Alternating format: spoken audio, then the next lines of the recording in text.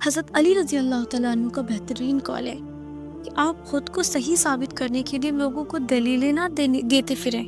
کیونکہ جو آپ پر یقین کرے گا نا اس کو آپ کو سفارش کرنے کی کوئی ضرورت نہیں پڑے گی، اس کو آپ کو اپنی دلیلیں دینے کی کوئی ضرورت نہیں پڑے گی، وہ آپ پر ویسے بھی اعتماد کرے گا، یقین کرے گا۔ لیکن اگر آپ کو کوئی انسان غلط سمجھ رہا ہے یا جس کو آپ پر یقین ہی نہیں ہے، تو آپ اس کو کتنا ہی سفارش پیش کرے، اپنی صفائی پیش کرے کہ نہیں میں غلط نہیں ہوں، میں غلط نہیں ہوں، وہ آپ پر یقین ہی نہیں کرے گا۔ بہتر ہے کہ آپ لوگوں سے عزت کی امید چھوڑ دیں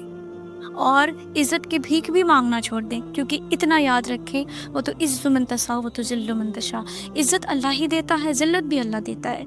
اللہ تعالیٰ عزت دیتا ہے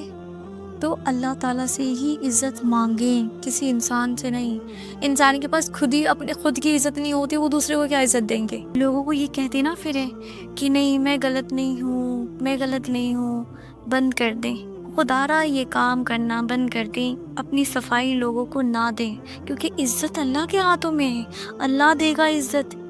لوگوں کے سامنے عزت کی بھیک مانگنے کی ضرورت نہیں ہے، لوگوں کے سامنے اپنی صفائی پیش کر کے گڑگڑانے کی کوئی ضرورت نہیں ہے۔ جو آپ پر اعتماد کر رہا ہے تو ٹھیک، نہیں آپ پر یقین کر رہا ہے جاؤ باہر میں جاؤ۔ کبھی بھی انسان کو خوش کرنے کی کوشش مت کرے، کیونکہ انسان کبھی کسی انسان سے خوش نہیں ہوتا۔ صرف اپنے اللہ کو راضی رکھنے کی کوشش کریں، اپنے اللہ کو خوش کریں، اللہ ویسے ہی اتنی عزت دے گا کہ سامنے والے اپنے دانتوں میں اپنی انگلی کاٹیں گے۔ جو انسان 5 وقت کی نماز نہیں پڑھتا، حلال و حرام کی کوئی تمیز نہیں ہے، حقوق العباد اور حقوق اللہ کی کوئی نالج ہی نہیں ہے، جس انسان کو اللہ کی ناراضگی اور راضی ہونے سے کوئی مطلب ہی نہیں، کوئی فرق نہیں پڑتا، اب ایسے انسان سے اپنی عزت کی امید کرتے ہیں؟ یہ تو پلے درجے کی حماقت اور احمقانہ کام ہے۔ خود کو سچائی پر، حق پر رکھیں اور اللہ کا تقوی اختیار کریں،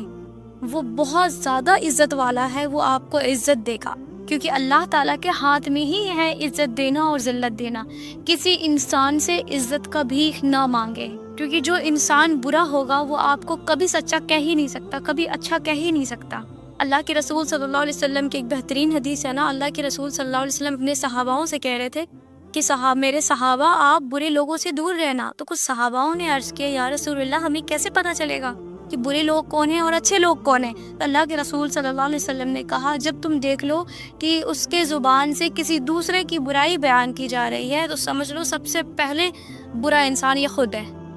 تو جو انسان آپ کو برا کہتا ہے نا تو اس کی پہلی نشانی ہے کہ وہ خود برا ہے، تو برے لوگوں سے آپ عزت کی کیسی امید رکھ سکتے ہیں؟ لہٰذا اپنا کام کرتے رہیں اور آگے بڑھتے رہیں، عزت اللہ تعالیٰ خود بخود دے گا۔